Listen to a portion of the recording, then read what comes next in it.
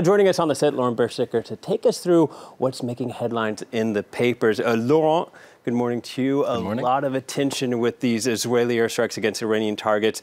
That's been in Syria. That's been dominating headlines around the world, but especially in the Middle East. Yes, especially in the Middle East, because these are two regional superpowers that could be coming to a head. And there are fears that this could escalate into a full-blown war between the two countries. Now, in Israel, the news of the strikes have been quite well received. And as Israeli daily Haaretz notes, this could be misleading. There is a general euphoria right now, but it could be a prelude to disaster. The article explains that Benjamin Netanyahu is currently enjoying unprecedented popularity, as is Trump in Israel, who has been arguably leading the most pro-Israel U.S. policies to date.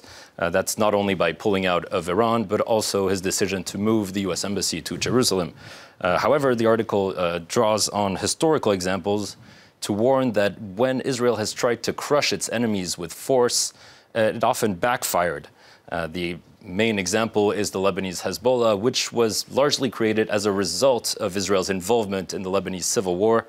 And in 2006, when Israel sought to weaken Hezbollah with another war on Lebanon, it ended up making it even more popular and into the force that it is today.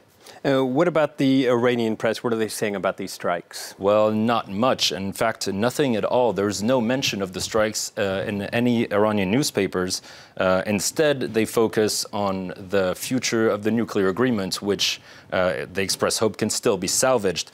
Iranian News Daily suggests the deal could still be on the table, especially after UK Foreign Secretary Boris Johnson said the UK was not ready to pull out yet. Ayatollah Khamenei has urged the E3, meaning France, Germany, and Britain, to give him guarantees that they will stay in.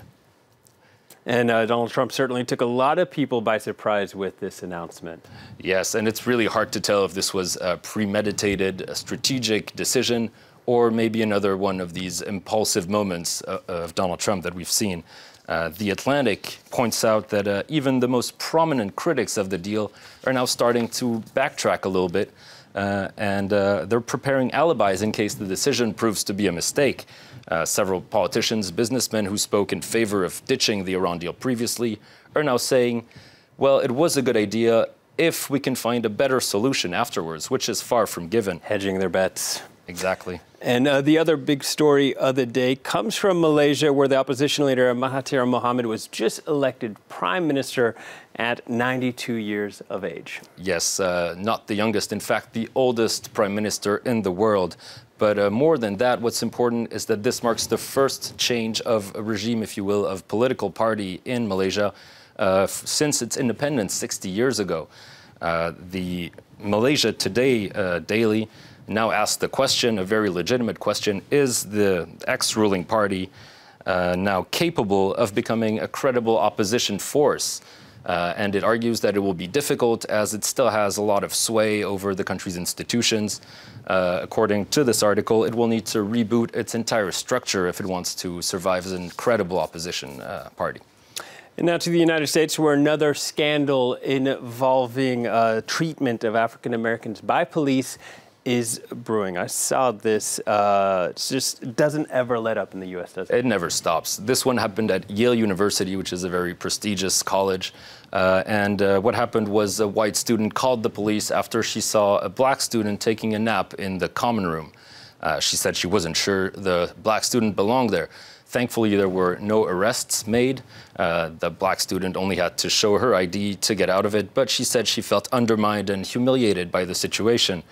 This is another controversy in the U.S., of which, as you said, there are thousands or at least hundreds.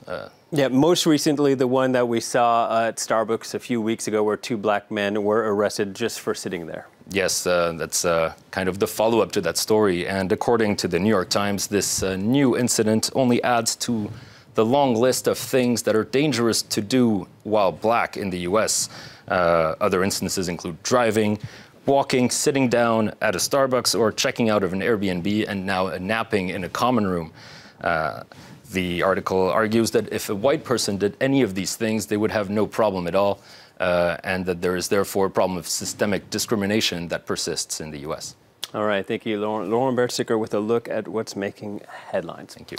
Well, stay tuned. Coming up in the next half hour, our daily focus report on Iraq parliamentary elections this Saturday. More than 7,000 candidates competing for 328 seats. Many of the candidates are Shiite or Sunni. The Kurds have their own list. Prime Minister Haider al-Abadi is hoping for Iraq's recent victory against the Islamic State group to help ensure him a second term. Many voters are disillusioned with the political establishment. That's coming up. Stay tuned.